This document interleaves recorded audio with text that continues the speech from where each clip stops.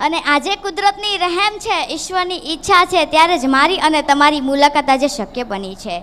પહેલાં તો હું ચિરાગભાઈ પરમારને તેની સમગ્ર ટીમને ખૂબ ખૂબ આભાર વ્યક્ત કરું છું કે તેમણે મને આટલો સરસ મંચ પ્રદાન કર્યો.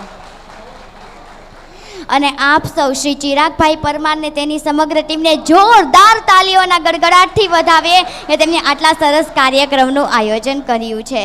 અને હું બાળવક્તા મકવાણા આયુષી બકુલભાઈ પાસોદરા સુરતથી આપ સૌને હૃદયના ભાવથી વંદન કરું છું.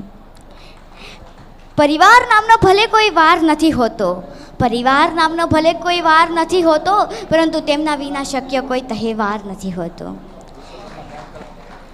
બીજી વાત કે સ્નેહ મિલન શા માટે થાય?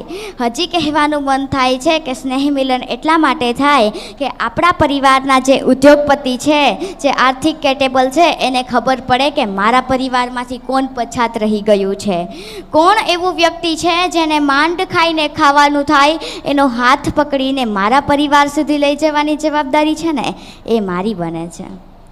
મિત્રો, તમારે ઈશ્વર પાસે કંઈ માંગવું જ હોય ને તો પરિવાર માંગજો, પરિવારની એકતા અને ખુશી માંગજો. કારણ કે ઘણા ગરીબ પરિવારને મંદિરની બહાર પોતાના પરિવારની સાથે હસતા જોયા છે અને ઘણા અમીર પરિવારને મંદિરની અંદર ભગવાનની સામે રડતા જોયા છે.